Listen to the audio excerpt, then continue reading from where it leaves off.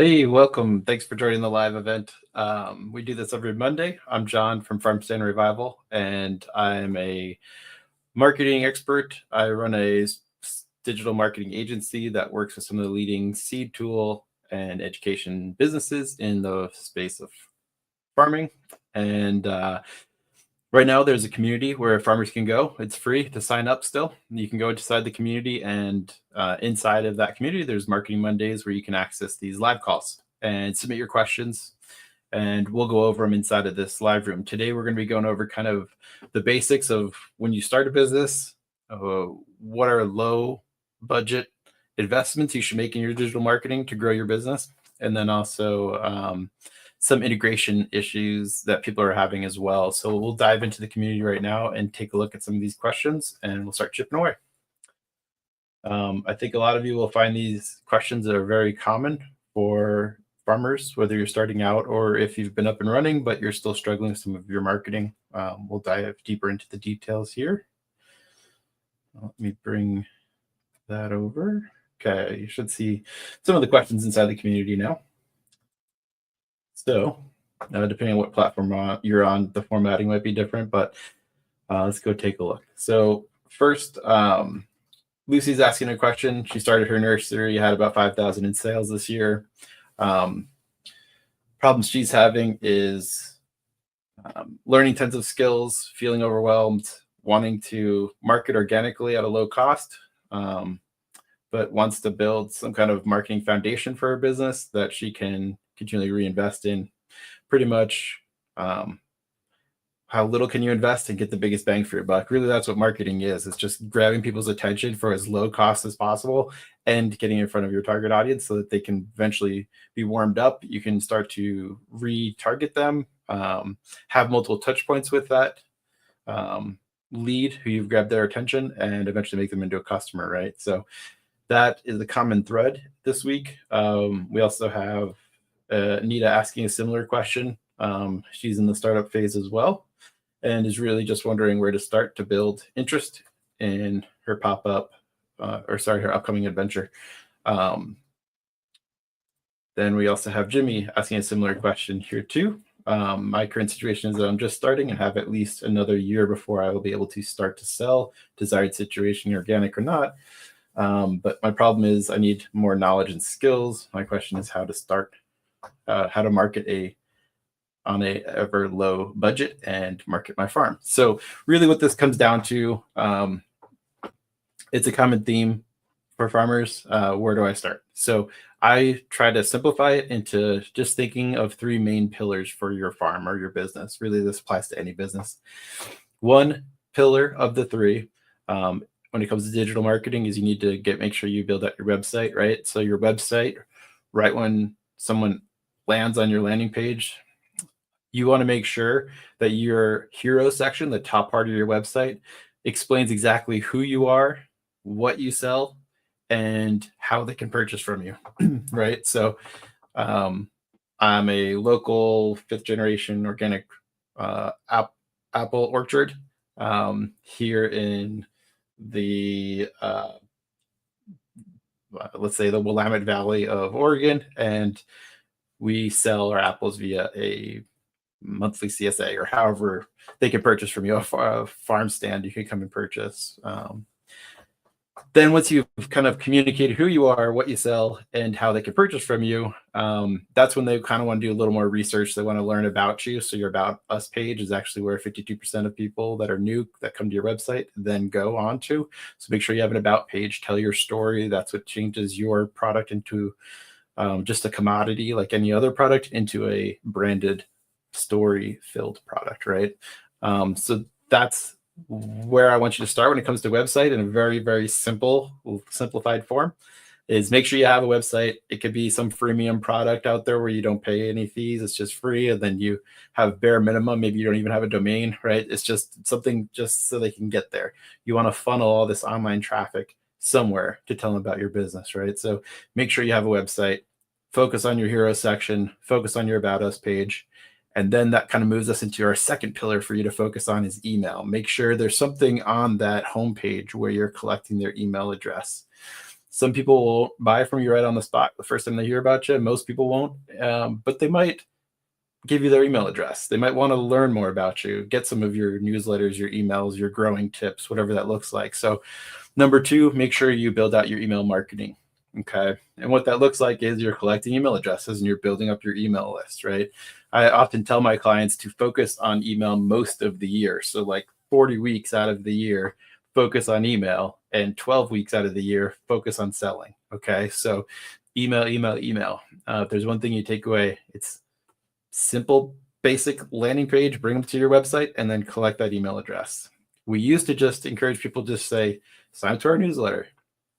That works, but what works a little bit better is if you actually tell them, here's a freebie, here's something awesome, here's something of value you're going to get when you sign up to my email list, right? And it doesn't have to be just a coupon or a percentage off.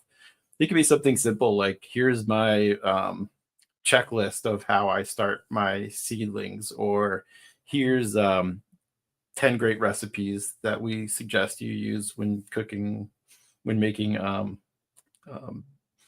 chicken at home, from our pasture raised chickens. So however you want to give them some kind of freebie when they send out to your email address, that's awesome. And you just set up your email marketing platform to send out that trigger. Anytime someone fills out that little form on your website, it automatically sends an email out to them with that freebie in it. Okay. So pillar one, website. Pillar two, email marketing channels. Make sure you're collecting emails and warming up those emails. Don't just collect them and then forget about them. So I see some businesses do that too. You really want to just try to send out one email a week. Start to nurture is what we call it in marketing. Warm up that audience. Let them know you're around and what you got going on your farm, day in the life stuff. Just think of someone that's sitting in a boring cubicle. They kind of want the escape, the story of you and your farm. Okay. And everyone's got a unique story to tell. So just tell pieces of that story inside of your newsletters, inside of your emails. Really what you're doing there is you're nurturing or warming up your audience. You're keeping yourself top of mind to all of them, right? So we want to be top of mind so that when they are ready to purchase a CSA, when they are ready to go swing by a farm stand to grab some carrots, they think of you first, that they don't think of their competitors or just default to the supermarkets, right? So we want you to be what comes first in their mind when it's time to buy your product or service, right? So that's what you're doing when you're sending out these weekly nurturing emails that hopefully have a little bit of a fun story or a little bit of value to them. Not just sales, sales, sales. It's okay to sell in your emails, but you just don't want to make most of your emails salesy, right? No one wants to sign up to Macy's and just get a bunch of Macy's emails trying to sell you products all the time. We want to kind of hear the unique story of you and your farm. All right. So next, I want you to think about thirdly, your third pillar. So you have your website, you have your email. Next is going to be social media. Okay. And social media, it's getting harder and harder every year to post something and get a nice healthy reach rate or lots of people seeing your content after you've posted it. It's just getting a little bit harder on these platforms, but it's still free eyeballs, right? So still, I encourage farmers to post on these social media platforms. When you do it, be intent on who your target audience is, right? So if you sell flower bulbs anywhere in the US, try to build up your social media pages with the goal of selling to anyone nationally or internationally even, right? But for most local farms, they're just selling locally, right? So if you post something and you get, I don't know, 10,000 new followers because of one viral video, they're probably followers from all over the world, right? And if you don't ship all over the world, all over the country, it's not really going to translate into dollars for you, right? So how do you use these social media platforms to build a little bit of an audience, yeah, and have that social proof? Yeah, I've got a few hundred or a few thousand followers. You're a real business. They can trust you when they come to your social media accounts, because that is part of them building the know, like, and trust factor with you, is they want to see that you have a little bit of a presence on social media. But beyond that, I mean, some farmers focus on it so much, but it just kind of leaves me scratching my head when I see that their target audience is really just a local hub, their local, I don't know, 60-mile radius around their farm. For those guys, I do suggest that you just reach out to similar but different businesses in your area and work together with them or comment in their posts, because their audiences, their followers are likely other local members of your community, right? So if you can go on these social media platforms and find by location where people are posting photos or videos, and then reach out to them. Oh, I love that. That swing set in the middle of downtown where the playground is, or oh, I've been there before, you got to check this out. Go and find those hyper local posts inside of these social media platforms and engage with those people there. That's how people start to learn about you, right? Beyond just posting something and hoping someone from your local area sees it, which is unlikely. Instead, I mean, there's things you can do there to help that, but geotagging and whatnot. But really, what you want to be doing on these social media platforms, if you're selling locally, is reaching out to people that are already showing a local interest.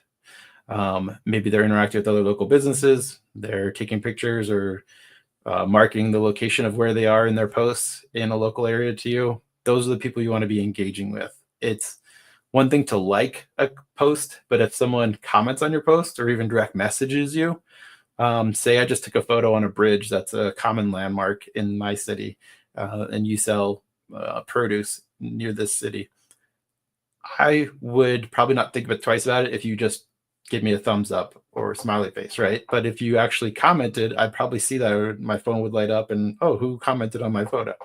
They'd see your business. Oh, who is this business? Oh, I'll go to their profile page. Maybe I'll go to their website. Oh, that's cool. I didn't even know they're down the road. I got to check them out one day. Maybe I'll join up their email list, right? So all of a sudden you're warming up this local lead using social media. So do tricks like that. You'd be surprised how far that can go, especially if you're not the type of person that just wants to go to a farmer's market and talk to everybody, and you don't want to do the kind of salesy face-to-face stuff. There's nothing wrong with going online and using these social media platforms. In fact, I argue that it can take you further and faster by using these social media platforms. Erin Benzakein of Floret, a really, really famous flower farmer, this is even what she recommends. She didn't like the face-to-face salesy stuff, so she just started focusing on social media, and she was kind of early to it and has over 1 million followers, I think, on Instagram. But all that to say, she didn't like the face-to-face stuff. She knew what worked best for her, and then she implemented social media posting, and that worked for her, and it caused lots of growth and success for her. So I encourage you guys to do the same thing. If you're not already signed up to a farmer's market, if you're not already doing face-to-face stuff in your community, or maybe that just isn't for you, use social media. There was one time where I had a fundraiser I was doing, and I spent 4 hours walking around a city going business to business, just asking for donations for this fundraiser. And really, I raised maybe a couple $100. The next day, I just went online and went to the Denver Nuggets website and asked for a donation. All of a sudden, we got Denver Nuggets tickets. Went to a hotel website, asked for a donation. All of a sudden, I got hotel overnight tickets for the fundraiser. It was just exponentially, I could do so much more online than I could in person. And that was a big learning curve for me. Was in fact, the in-person stuff was slower and took more of my time, energy, gas, money, versus just sitting at a computer and typing away on the keyboard. So I encourage anyone that's locally selling locally to think of social media not about posting a post and going super viral if you don't sell nationally or internationally, but actually using those platforms as a networking platform. So go on there, find the similar but different businesses that you share target audiences with. Maybe there's a local baker, a butcher, maybe you sell apples and someone else sells, salad greens. Partner with them, interact with them, repost their stuff, talk to the people that follow them or comment on those pages. And you'll be surprised at how much your page grows and how much you start to find your target audience learns about you just from going and spending your time. Really, everything in marketing, getting people's attention, is either you're spending your time or your money to grow your business, right? So you can pay for ads and grow your email list and grow eyeballs to your products or services, or you can spend your time. It's time or money. So a lot of businesses in the beginning don't have a lot of money. So it's time they have to burn to grow their business, right? So that's what I'm encouraging you to do, is spend your time building your website, spend your time building out your email marketing platform and sending your emails, spend your time building out your social media network and reaching out to people via social media. Okay. The cool part is that these are all really opportunities that weren't around a few decades ago. Now we just have to create a website, send out some emails, and post or interact with people online, and we can get eyeballs learning about us, right? So it's really cool in the sense that it doesn't cost money and it is free to do. It's just a time thing. So spend the time in the beginning growing, following these three main pillars. Okay. Lastly, there's one more question I want to get to. Sorry, I've been on that screen for a while. One more question I want to get to is just someone inside the community had asked about integrating MailChimp. They were having some issues with getting MailChimp to integrate onto their WordPress site because they use a free WordPress site. This was from Tracy. And she wasn't able to get the CRM MailChimp, the email marketing platform MailChimp that I recommend, to communicate with her WordPress site. The recommendation there is to just use MailChimp's internal pop-up sign-up form. So inside of MailChimp, you can create a sign-up form, and then you can take that sign-up form and embed it onto a website. You can also take that sign-up form and put it into a MailChimp landing page where you just have a page. So what that would look like is someone comes to your free website on WordPress, they come to your homepage, and maybe you just have a link that says join our email newsletter, right? They can click that link, and then from that link, they'll go over to a MailChimp landing page with its own URL. It'll probably say something like MailChimp.com/your business name or something like that. But who cares? They click the link. They now are on MailChimp off of your WordPress free site that doesn't integrate with it, according to what you're saying in your comment. They come over to your website, and then from your website, they can now opt into your email list, right? So that's what I would recommend as workarounds. If you can't integrate directly with your website, is either embed your form onto your website's page, which is just copying the code from MailChimp and pasting it into your landing page, into your website. If that's too tricky or complicated, it would just be a YouTube search to find that out, how to embed your MailChimp sign-up form. If you don't want to do that, just create your own landing page inside of MailChimp.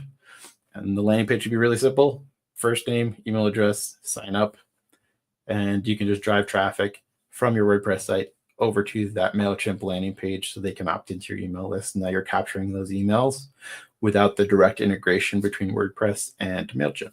Okay. So, but it is worth the energy. It is worth the effort. You don't want to just send emails to your entire email list in one big block. One, because you're sharing all the emails to everyone else that's part of that big email block. They can see all the other email addresses, right? So your competition can take all those email addresses, but also it's illegal for you to be showing all that information to other people and not having a subscribe button where they can unsubscribe. There's just certain restrictions within email marketing that every business has to follow. Granted, most businesses are small and you probably won't run into litigation issues, but you do want to just protect yourself. So I'm not a lawyer, but my default is always to just protect yourself. And the way to do that in email marketing is to use one of these email marketing platforms. There's some cost to them oftentimes, but it's well worth it. Every dollar you put into email marketing, a business will make around $42 on average in return. So it's well worth the investment to invest in an email marketing platform. MailChimp's the biggest and most widely used, very user-friendly. I recommend you start there. So hope that helps. If you're inside the free community, you'll see another post where you can go for next week and just start asking more questions. Inside there, we'll do the same thing. We'll just kind of review the questions that were submitted, and I'll provide you some Q&A advice next week on Monday. All right. Thanks for taking the time.